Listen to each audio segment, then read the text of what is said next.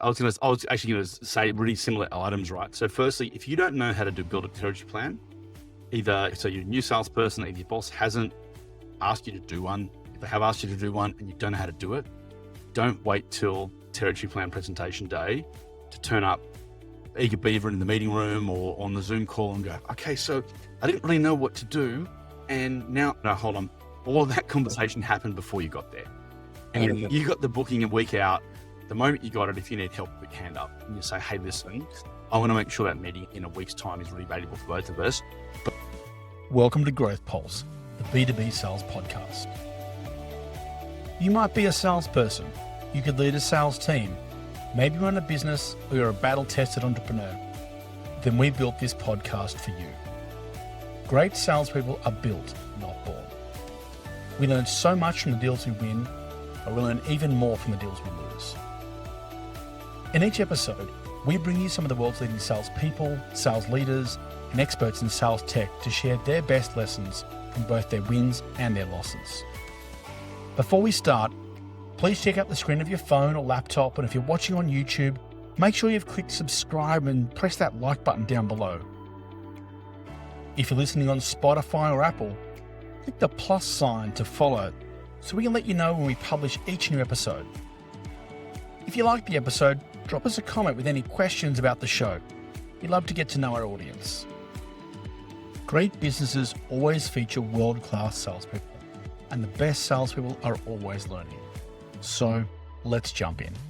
Welcome everyone to another episode of Growth Pulse, the B2B Sales podcast. I'm Dan Bartels here with Simon Peterson as always, mate. How are you, buddy? G'day, Dan. I'm really well. It's Friday again and excited to be recording another episode. Been a busy week. Yeah, I've been exceptionally busy and I'm away in the States in a couple of weeks, so I'm trying to get ready for that as well. So it's an adventure. Mate, and everyone's gone through kickoff season. What's your financial year? Are you calendar? Yeah, we're calendar year. I'm 2/3 of the way through the year.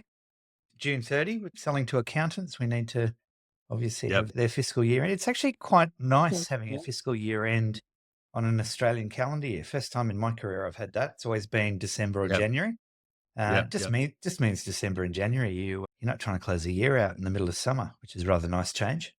It is funny, like it's when you think about all your different customers and it's like what their financial year looks like. And we're doing with Kiwis, I think like theirs ends March, doesn't it? Like in April, and obviously Australia's July 1 to June 30 and all these things. And even if you're talking to the Americans, theirs can be calendar, but then it can also be like, I know we spent a year in a long time in Salesforce where theirs ended January 30. That's horrible, isn't it? Yeah. The good old conversation of talking to your sales team about January needs to be a big one. And then they'll tell you everybody's on holidays and you need to plan Australia Day. Apparently accountants take January off. Absolutely. Which kind of segues us into the topic for today's episode, which is looking at your territory plans, your account plans, and understanding those elements about what you've got to do for the year and what your customers need to do. Because at the end of the day, hey, we're not buying our own stuff, our customers are. And having just been through a cycle in my role, which is building out what my territory plan looks like and what my account plan looks like, it's quite interesting seeing people's different attitudes towards it, how they get and their approach. So I thought we'd delve into that and really pull apart the process. So I think the first thing, like, what is a territory plan and what is an account plan? Like, if you've got a newbie joining your team, mate, and you've assigned them the process, the task, how do you describe one? What does it do? Looking at it, the first thing I'd say to them is a territory plan is for you, not for me. And it depends on what you're selling, how big your territory is. The average, let's say you're a mid-market role, you've probably got 100, 200 odd accounts in your territory, unless you're at Salesforce and you've got about 25. But it really doesn't make a whole lot of difference. You've got basically a limited amount of time in your year. You've got a whole bunch of clients that are, in your view, high priority, some that are medium priority, and some that you just don't really know. And it's just a way to plan how you get to the clients that are going to deliver the revenue to hit your number. And I think if you barrel into the year and you randomly call accounts in your territory, that's a sure way to not hitting your number.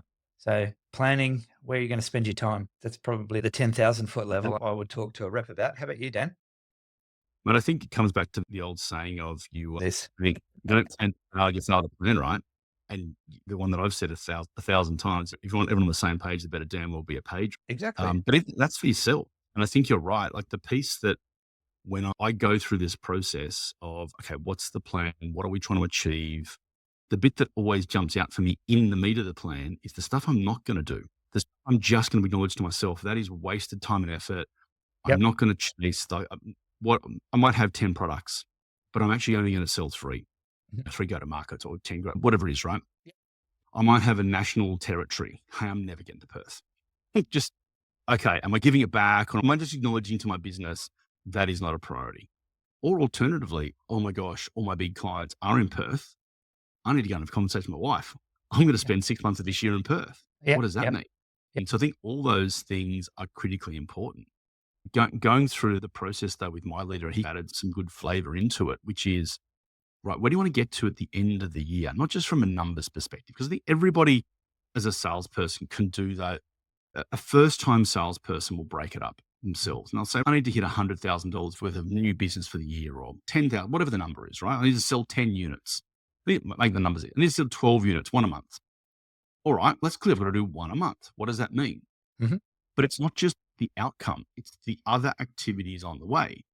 So, how many calls do I have to make? How many plans do I have to have? What Mhm. maturity do those conversations need to be? It's not all going to happen on month one. So by the end of month three, will I have built the marketing plan or the pipeline or the funnel that I need? Will that only be version one? And by the end of month six, will it be version two? And it'll have a next level of all those things, I think, is what goes into your plan itself. But it's on the page. Like Yep. you've got it written down. And I think the other bit that as I've gone into this process, I think salespeople think you can do it simply. I think that's a failure. Yep. And I think, look, the other thing is, and I would say 75% plus account plans. Let's say you've got a January to December fiscal, they get done in Mm, January yeah. and they never get looked again. And that's another problem. I think it needs to be a sort of a living document. And I think we've always said what you write down on a page as your plan is the single thing that's actually never going to happen. So you need a plan is a good place to start, but you need to iterate on that plan. And I think the other thing is you've got to know your sales plays because let's say you've got 100 accounts. Well, the sales plays that I've got, or the products I've got to sell, or the units I want to sell, how does that fit Mm, into the 100 or so accounts? There's going to be some low yeah. hanging fruit. There's going to be some cross sell, upsell, and obviously some new business in there. So you need to start thinking about how do I get my year off to a good start with some good low hanging fruit, learn some lessons about what resonates, what doesn't resonate, and then you start planning how that plan then just gets iterated on, and you end up probably with 12 versions of that plan throughout the year. I would be Mm, updating it at least monthly. yeah. So it probably goes down to the question of how do you build one? Mhm. We've established why they're important and what they are and why they're important. Yep. So how do you build one? What's your approach you take people through? Do you give them a template? Do they have to go and find one? What are the things that you go through to build one? Look, I think the actual tool that you use itself is less relevant than the thought Yeah. process. I think the thought process about think about what the outcome of a plan is. It's as we Yeah. just said, it's like about maximizing the usage of your time, focusing on the clients that are going to yield the biggest return. You need to also think about as a salesperson, you're not the only person that's involved in delivering that number. So what other assets Yeah. have you got in the business? So they need to be part of your plan. I, it's funny. Look, I've seen lots of account planning templates before. I've seen hundreds of different ideas of how to do it. I think, to be honest with you, I start with an Excel spreadsheet and it may sound old school, but what I do with a spreadsheet is the first thing I do is I think about my sales plays and I just rank very quickly an A, B, or a C across every account that I've got. Let's say I've got Mm, 100. I just go through and it's a real gut feel first cut, right? And you might have out of 100, you might have 10 A's, 50 B's, and then the rest are C's. And then you say to yourself, okay, the A's are the ones where I need to do all of the real detailed work. The B's are maybe they're the ones that I look at marketing campaigns, I look at other parts of the business. Maybe I've got events, I've got webinars, etc. Maybe they're the ones that are going to warm up in the second half of the year. And then the C's are the opportunistic. So they'll be in nurture campaigns or whatever they do. mm, mm, And that it's important to know that first cut is I can do 100 accounts first cut in about 15 to 20 minutes. yeah. And what that does, it just gets the thought process going, because you're always going to find that once you've gone through that first cut, then you start to iterate on it. You might want to do some white space analysis. So if you're install Mm, base, mm, mhm. let's say I've got 10 products. Who's got what products? What is product A? What is the logical next step to sell that client once they've got A? And do I Yep. move to B? And so you might start looking at a picture of your install base and just understand what your share of wallet is in there. Yep. And that may bubble up and change some of the priorities as well. Yep. But I think it's really I important, rather than boiling the ocean in the first cut, just go really quickly through it, because you're a smart person, you know what you're doing, you know your products, you know your sales plays, and you got a gut feel. So you don't have to overcomplicate it. I know. Yeah. What are your thoughts? Yeah, I think the interesting piece that you called out, which I do, and I've had this fight with a number of different leaders over time. You and I never had this fight, but starting from a blank piece of paper. Mhm. And I think the failure that lots of people have at the moment is that, okay, where's the template? How's someone going to show me to go through this? It's a plan. Like, you've got to own the plan. If you give somebody else a process that says, fill out the boxes, it's your plan, not their one. It's your And structure, not theirs. and they'll get And they'll get the boxes filled out. Um, 100%, no, they don't use it. They're doing it to comply with you. And I think if you're a salesperson and ever, not just a salesperson, you could be a project manager, you could be a business owner, it doesn't matter what you are. If you could be trying to move house, if someone just gives you the plan and you tick the boxes, you don't end up using it because it wasn't your plan about how you're going to go about this. Mhm. But then I think the other, like in today's day and age, if anyone's not doing this in building out a plan, you are mad. Chat-GPT. I've got to Yep. say, I used Cheer like you wouldn't believe. And what do I need to do? What are the prompts or the ideas that I haven't? And literally giving it a good prompt that says something along the lines of, I need you to be a sales coach. I am doing this. I am selling in my industry to these types of customers, and I need to achieve this for the year. Help give me a structure that I can follow. And then just working through that. I think that Iterate on it. becomes Yep. a really valuable piece. And again, it's not because I just want a document that I can show my boss and go, it's done. It's I can get into the depth of it, and actually it takes me through all the detail in the process. Yeah. And I Um, think, Dan, for everybody, I think most most people have dabbled with ChatGPT. yeah. I think there's some pretty important things to know as you do it. First and foremost, don't put any corporate sensitive content into No, ChatGPT. through, I'm thinking that there's always going to be the loony that says, all right, I'll just cut and paste my list of accounts into ChatGPT, build me an account plan. Don't do yeah, that. Look, I mm, think, and that's obviously ChatGPT, but if you work in an organization that's licensed, say, Copilot, right? yeah, And exactly. then by definition, that instance of the Absolutely. large language model is actually contained within the four walls of the enterprise. So it's safe. So think about what Safe. you're putting in. And I dealt with a client a couple of weeks ago that was putting his candidates are applying for jobs Candidates. into chat and to summarize their CVs. I'm going, you're Not, probably breaking a ton of privacy rules. yeah, yeah. Think about what you're doing. But I think Chat GPT is an awesome tool. And I Mm. think your point, treat it as a coach, not as a wizard. Yeah, for And, sure. But if the things like, okay, I'm selling into telco, media, and tech at the moment, right? Mhm. So if I'm looking at any particular telco, I can, rather than spending hours trying to understand what are their problems, what are they talked Mhm. about in the media, great. I can literally say, what are the 5 issues that this particular telco is publicly Telling. focused on the next Yep. 5 years? And you get, boom. So what used to take you 15 hours of research is now taking you 15 seconds. Yep. Now I can understand, to your question around how am I going to categorize and tier my accounts Mhm. list, right? And you go, okay, now I know why I'm doing it. Now it's giving me the next level of detail. Yep. And then I can make some I good love it. decisions. That's a great Yeah, tool. like I think it's really gives you so much more richness in terms of what you're doing. And whether it's, some companies don't have a dedicated list of accounts, Mhm. but it might be we're going to target these types of, and it might be I need to make a decision on.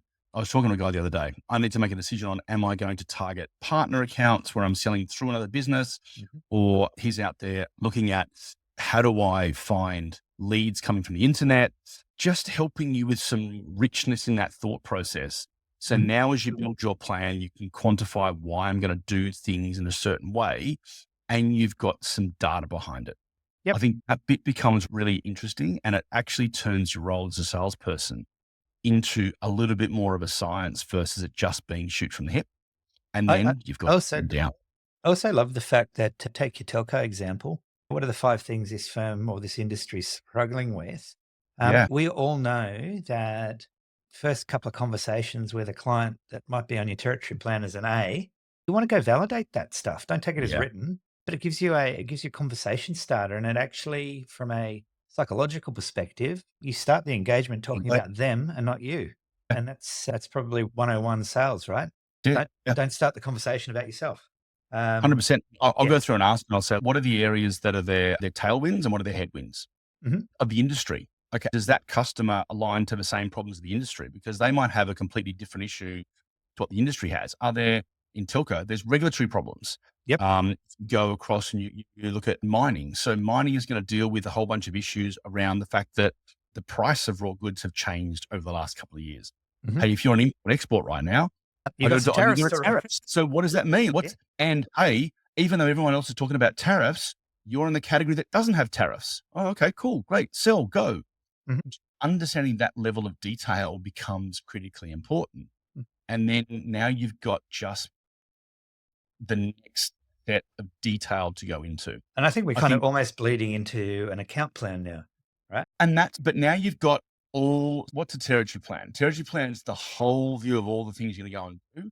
And Mhm. now I'm going to traverse across into the individualized approach of an account plan for that particular customer. Yeah. Now, planning wise, you're not going to build, here's the first, you're not going to build an account plan for every single account. No, never going to happen. Never going to happen. No. Don't pretend you're going to do it. Be honest to yourself. But I think I think there's a delineation here that as a salesperson, you got to think about. For my big rocks, I'm going to build a detailed account plan. Yep. For everybody else, they're going to fit into a bucket. Yeah. And that might be a sales play. Yep. Right? I think of it as almost like it's a cohort analysis. So Yeah. you're looking for similarities, and in some sales, for some salespeople, that might be a geographic region. Others, Yeah. that might be particular business forces that are acting on them, regulatory changes. What you want to do, you want to know what's changing, right? And if you have a particular cohort of clients that you're going to go talk to, and the government's done something, there's a new regulation coming in, that's manna from heaven, right? So they're a cohort that you need to think of, and you're almost doing an account plan across 5 accounts because they all have very similar attributes, and that's the way you get to the masses. But to your point, on the A's, the big nuggets, your account plan needs to feed off your territory plan. But I think going back to the territory plan for a second, we've talked about the accounts that sit in the territory plan and then some of the attributes around the accounts and who you target.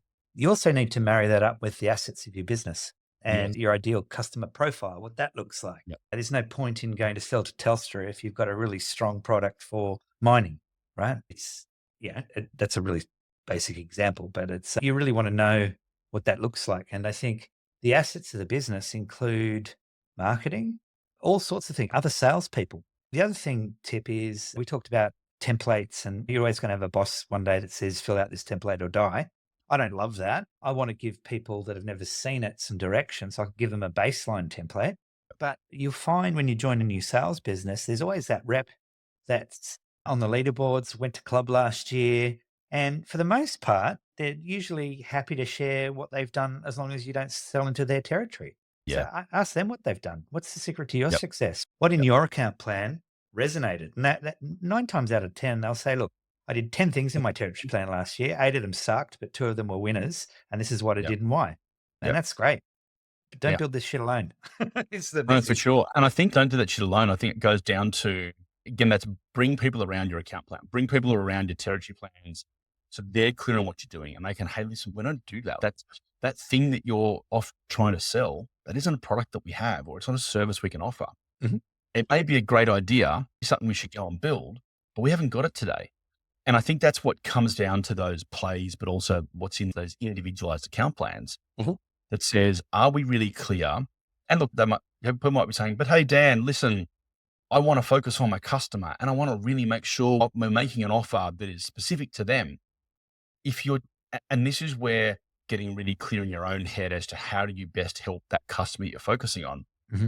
If you don't do that thing that you are proposing to sell to that customer, you're actually not helping them. No.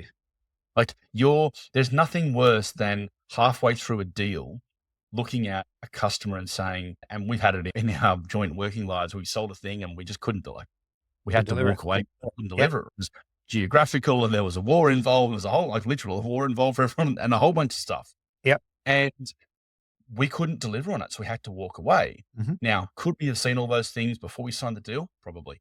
Mhm. If we looked at it with a good set of neutral eyes. And saying no to customers is as important as saying yes to customers. That's where that playbook comes back into play. So Mhm. is this things that we can do repeatably? Can we rely on the service we're going to give to our customers? The products or the services that I'm offering, can they support the thing that I've sold, like the outcome that I've sold? And if they don't, just realign the customer to, this is what I can offer. This is what we've got. This is what I've got for your money. Yep. That's not for purpose. Hey, great. Wish you the best. I can refer you to somebody else who can do those things and move on to the next customer. Because I think chasing those, yes, it might be 50% of your potential growth, but it's not what we do. Now you might want to pivot your whole business and okay, fine, or your territory, you convince the business that we can squint and turn our head sideways and it looks like that product, fine. Is it actually worth the outcome you're going to get? So I think those things become critically important around how you build it, how you bring your team and leadership around it, and everybody buys in. They do. Yeah. Everybody buys in. It's not your plan. It's your plan, but it's not your plan alone. Think about it. And for years, people have said, be the CEO of your own territory. And I think that analogy is wrong. And I'll tell you why I think it's wrong. I think the alignment is much closer to something along the lines of a motor car driver, a race car driver, an F1 driver. Yep. Lewis Hamilton, right? He is not the CEO of whichever, I don't know who he's driving for now, Mercedes, whoever he's driving for, right? Yep. He's not the CEO of Mercedes. Yep. But they build a car for him. They build an entire structure for him. And when the lights go green, He has to perform. he is the driver. He is the one in the seat driving the car. And until they drop the checkered flag, he is in charge of what's going on. And he's got to perform and he delivers. They can have built the best car possible in the world. And if he can't drive the thing, don't matter. Yep. Or vice versa. You might have gone and bought the best driver in the world. And if he's driving a go-kart and everyone else is in an F1 car, guess what? He ain't going to win. He might win occasionally because everybody else crashes. He might do a Bradbury, right? Yeah. But the percentage chances of that happening over an entire season, pretty slim. Yeah. And again, but you might set your target as a business saying, I don't need to win the F1 race. I just want to if we finish all the time for our growth, that's amazing. And we'll make money out of that and we're good for that. Okay, that's fine. Win more races than you did last year. It might just go from 14th to 13th this year. No problems. And that might be the plan. But everybody from the owner to the GM, to the driver, to the mechanic, to everybody's on the same page as that's the outcome we're after. Absolutely. And when you achieve those things, everyone gets a tick and moves on. So I think that, again, the adage of you're the CEO of your territory, sure. Do you know what? Lewis Hamilton walks in and says, that seat doesn't work. And he gets to own the fact that he's got to manage the mechanic. He's got to manage the owner to give him some more money because that seat doesn't work for me. The pedals are in the wrong position. If we move the pedals half an inch to the right, this makes all the world of difference to me. Okay, great. How do we do those things? He doesn't put his hand up and say, hey, listen, we need to change that. Yep. Comes on Lewis, off he goes. I think that's critically important. Yeah. So Dan, how long do you spend building your territory plan? Firstly, it's never finished. You never finish building it. Love it. Right? That's the first piece, right? You never finish it. And if you say it's done, you're kidding yourself. It's going to change all the time. But I think you've got to have a look at what does your cycle look like? Are you on an evergreen cycle? So some businesses don't really have a year. You just continually evergreen. So then you can have a bit of an extended period of time to get that done. But most sales reps will have an annual number. Look, if it's not really done within a month, you're just wasting time and effort. You're behind. Yeah. You're behind, right? So I think you've got to really get it done in a couple of weeks at best. But then I think you will iterate on it pretty hard in the first quarter. You'll move it around, you'll change it, you'll make sure the resources are aligned, particularly if you're in a business that, it's either global or others, you'll get some playbooks that come through. Does that fit what I'm going to do? You'll see how some customers change. So I think by the end of the quarter, you've got to have your plan pretty locked. Yep. But then you're going to have you're going to have a QBR. And even if you're in a small business, like if you're in a business of with 5 sales rep or 1 sales rep, If you're not pulling your CEO in and saying, right, at the end of the quarter, Let's this review. is what we said we're going to do. Do we all still agree? No, Mhm. let's iterate and change and move on. Like, I think that's the piece. What do you think, Son? Yeah, it's interesting. I think the other thing is be prepared to be wrong, right? We talked about the 10 A's that you're going to focus your time on. And here's an interesting one. One of my C's is to put an RFP in for a perfect everything we sell. What do you Yep. do?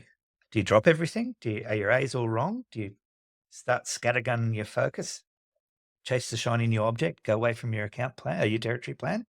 Yep. What do you do? So there's a thought process there, right? Because there's no Yeah. right or wrong answer to this one, by the way. It's, with somebody that you've never spoken to, you get an RFP on your desk and it looks perfect. That should put some warning bells off because somebody's helped them write that RFP and it ain't you. But interesting. So you've got to be prepared to swap some of your A's out. Don't just add an 11th A. You can focus on 10 at once if that's what you've decided. There's one that's popped up that's way down your list, but it seems like it's a really good opportunity that you just hadn't clocked. Be prepared to swap one into your A's and one out of your A's, and whatever that looks like, and don't end up of the year with 95 A's because that ain't focus. I think what you're talking about, though, is the execution of the plan now versus Mhm. the plan. Yep. And I always try and quantify this, and I've given this analogy to a lot of people. There are three currencies. There are time that people spend on any activity: time, effort, and money. So now you've got your plan. Okay, now I've actually quantified how I'm going to spend my time for the year. I've only got X amount of efforts. Actually, in theory, you can think about it like this. I've got 5 working days in a week. I've got, in Australia, it's 48 working weeks. If I take 4 weeks of leave, sorry, Americans, but we get 4 weeks of leave. And I've got roughly 8 hours a day. Okay, If you're in Germany, you get 6 weeks. So there you go. There you go. Germans can tell us off. But the point being is that's how many hours you've got. And then you can divide it by the number of deals that you want. How long is it going to take to close a piece of business? It might be you close 20 deals a month. It might be you close 2 deals a month. But now you can do the maths and what does it look like? So when that bigger deal or more complex thing comes through, what's the outcome that you can get from that? And this sounds like this is the science behind it, right? So now in the middle of the month, you can start to look at an opportunity and say, all right, maybe I close 20 deals a month, but this is worth 50 deals. Okay. It's 2.5 months worth of outcome. Shit. Okay. How much effort do I need to put in? If it's 6 months of effort to win 2.5 months of outcome, it might look really good, but am I going to burn, what's that, 100, if I do 20 deals, am I going to burn 120 other deals that I would have closed for putting in that effort? And I think the other thing you got to think about is, and when you're looking at an individual deal, if it's worth 2.5 months worth of outcome, you need to put 2.5 months worth of effort into it. And that might be that's the try really hard. That's the bring people around it. That's the not just show up and throw up or just chuck something over the fence and hope it wins. If you put 1/20th of a month's worth of effort, given my analogy before, and you thought you'd win 2.5 months worth of outcome, probably a pretty poor bet, right? Yep. You might, but hey, you're gambling versus actually trying to achieve something. Yeah. So I think those things come back into it of just quantifying and understanding how am I going about this? What have I got to do? Look, I've got one at the moment, which is an unrequested RFP to hit my desk. I'm going to put a response in because you've got to be in it to win it. But until we can get proper engagement, I'm not forecasting this as a huge outcome for our business. I just don't think it will be. I could be wrong. It could be someone else has done all the work before I picked up the account, and that's all great. I don't think that's the case. Very rarely does it happen that way. No, very rarely, right? Very rarely.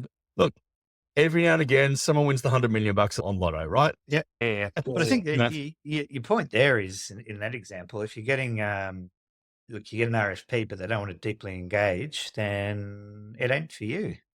That's it. And back to the topic for today, is answering RFPs part of your plan for the year? If it's not, like sometimes make a hard call. Back to the customer. Look, I really appreciate you inviting us. This is just not part of our go-to-market for the year. And hey, look, we'd love to engage with you like this, but this is how we're choosing to operate. And if it's not the right fit for you, hey, we should wish you the best of luck. And I think that's the hard bit for sales in the execution of this, of like how you use the plan throughout the year. And your last question is a direct correlation to your pipeline cover. Oh, always. Yeah. Hey, what? Oh my gosh, this gets me out of a hole. But then I think the thing you've got to understand in your plan is, hold on, I've got no pipeline cover. I don't have, and this can be for any business person. I mean, not just salespeople. I'm a lawyer. I'm a dentist. I don't have any clients coming to the door, right? Okay. So what am I going to do to iterate? That means you're replanning. It doesn't mean you chase the next set of jangly keys that come through the door. You're actually thinking about, okay, the plan that I'm executing right now doesn't make sense. So maybe I've got a mid-year correction happening. So I need to then pivot, and I go through the process again. And I start and I learn from the lessons of the past, or the past month, the past quarter, the half, whatever it is. And I ensure that my plan doesn't end up looking exactly like the previous plan. And that's what I have to do. Well, hold on. If you keep doing the same thing and expecting a different outcome, that's now on you. Yeah. Exactly. So it's like, how do I walk through this idea of those little bits of change? And they don't have to be dramatic changes when you get to that execution level, right? Sometimes they can be changes to the way you talk to prospective clients or prospects in the first email. Am I going to change the outreach iteration? Like, am I going to change the offer I'm providing to them? Am I charging my offer too cheaply? I'm always amazed the number of times that companies are putting their offers out in the marketplace and not getting the uptake because competitively they look too cheap, and therefore I need to be paying more money to this. And look, there was a great example someone gave me years ago. I think you might have said this to me when we first started selling ERP. There were a whole bunch of accountants that we used to spending. This is when cloud was coming about. We used to spending 30 to 50 million bucks because of the size of their business on accounting software. And all of a sudden, when cloud kicked in, they were spending like a couple of $100,000. And they said, I can't walk into my board and say that 4 years ago I asked for $20 million to buy accounting software and infrastructure and support, and now it's $150,000. One of these two numbers must be wrong. All of a sudden, the market just now over time, that's all changed, and how much people spend on this stuff is dramatically changed. But the first couple of iterations were, oh, hold on, I'm not even answering. This can't be right. Your offering can't be fit for purpose. It's not enough money. This is too important for our business. Again, it's all changed over time, but I think that iteration of, again, time, effort, and money came down to it. Like, great, I'm saving the money, but there must be more time and effort in this because it can't be this cheap. Yeah. And look, let's talk a little bit about the execution of the plan, because we've got our high priority targets, we've got our mid priority targets. A lot of big and even mid-sized software businesses have an SDR function, sales development, and outbound calls, etc. And the best salespeople, when they're executing their plan, they typically have a weekly sit down with their SDR, reflect on their territory plan.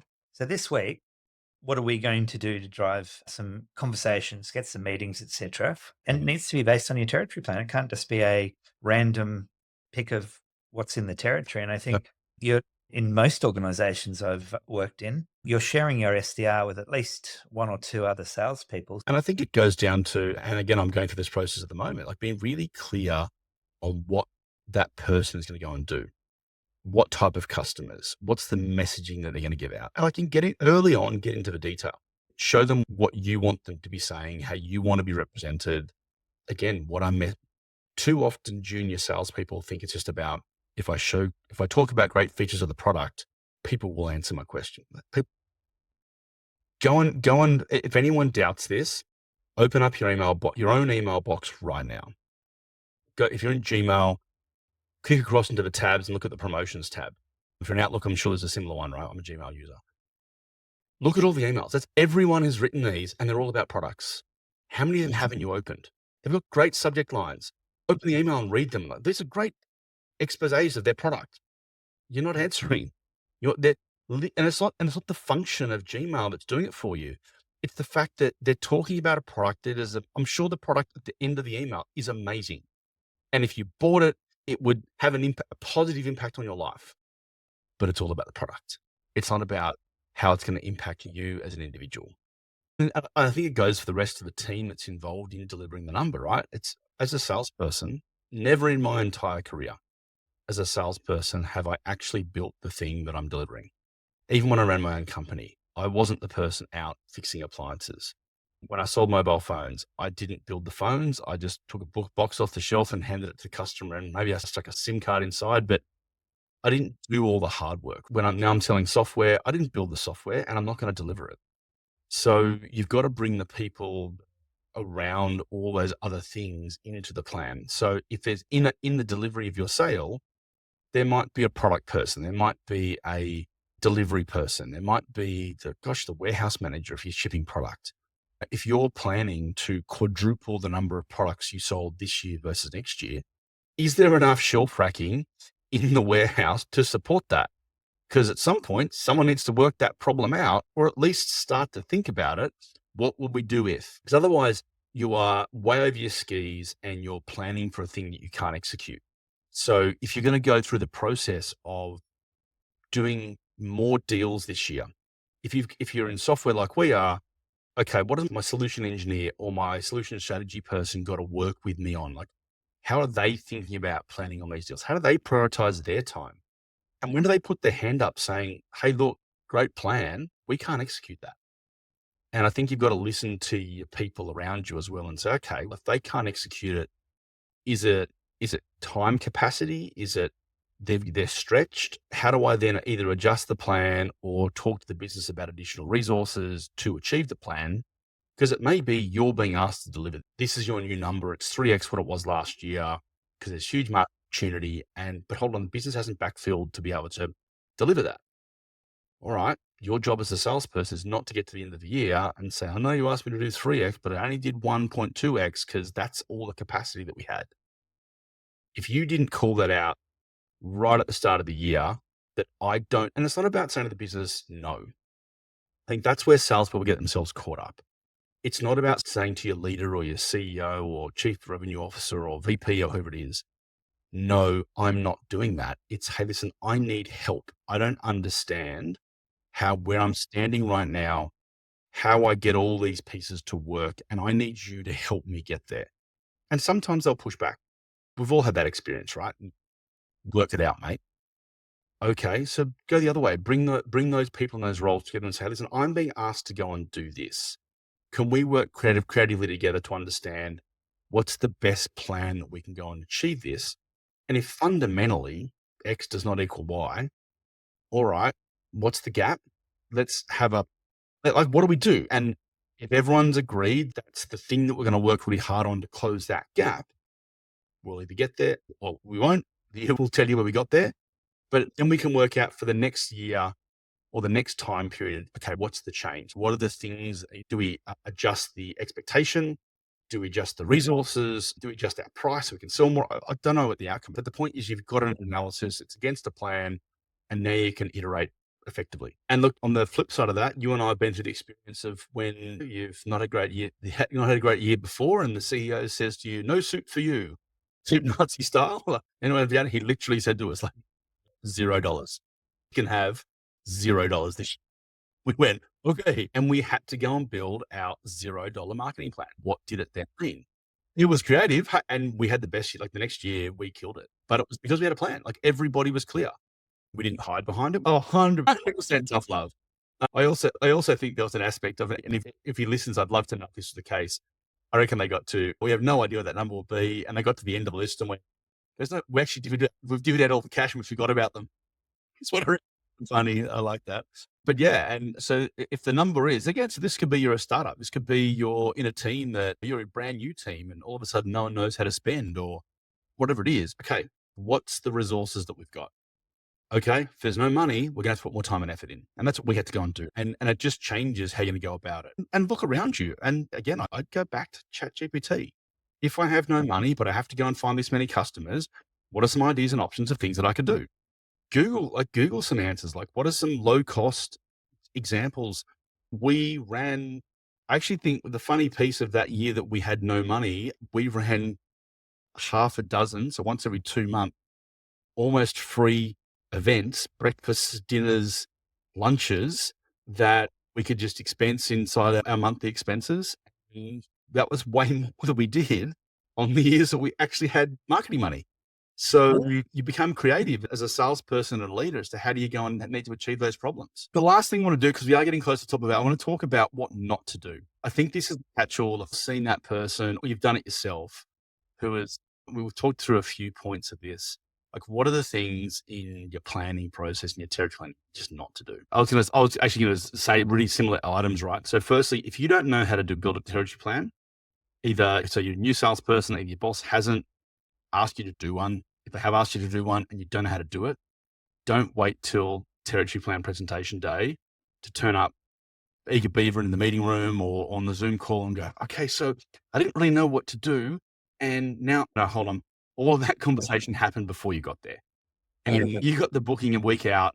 The moment you got it, if you need help, put your hand up and you say, hey, listen, I want to make sure that meeting in a week's time is really valuable for both of us, but I need some help. I feel and it's okay. And your boss will appreciate this.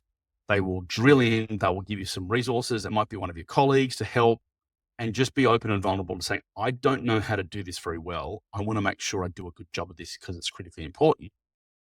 Can you help me? And they will help. If they don't help, go work somewhere else. And that's the message to the bosses, right? If you don't help, your person puts the hand up and they leave, that's on you, not on them. Absolutely. Absolutely. It also means when you get to the day of presenting, and if it's not all fine, everybody helped build it. So out of that meeting, it means they'll help work with you on getting the next steps done, right? It's everyone's plan, not yours. Talk to people about it. I agree with you. PowerPoint is a presentation tool. It's not a planning tool. If you go and read from Microsoft or even on Google using slides, it's a presentation tool. You don't use it to plan out a project. You don't use it to do financial analysis. Like all of these things are what your plan is made up of. There's no Gantt chart process in PowerPoint. So you can't plan over a calendar.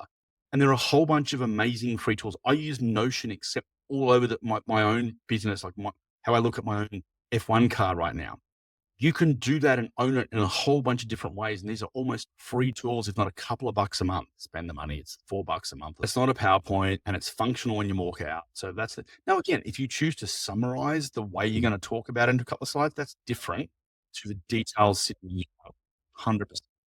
I think that's critically important. It also shows that your leadership and your boss, you know what you're doing. Like you're actually across this, and they're more willing to invest in someone who knows what they're doing. And then the last piece of it is, again, as you said, don't think you've got all the answers. Don't think you're right.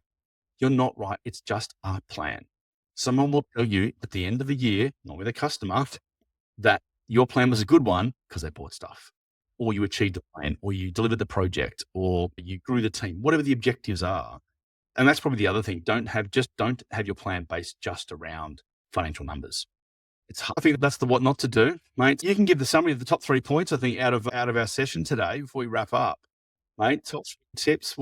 Walking away for territory and account planning? What do you want to walk away with? Yep, mate. Amazing advice. Great to chat as always. We've had some good fun. Happy Friday, mate. For everyone, make sure you do click like and subscribe if you're watching on YouTube. If you're on Apple or on Spotify, click the plus sign to follow us for the next episodes. But hey, this is fun, Simon. I enjoyed chatting about. I can't believe I enjoyed talking about territory and account plans, but that was good. We did. Right. Thanks, everybody. Have a great Friday. Talk soon.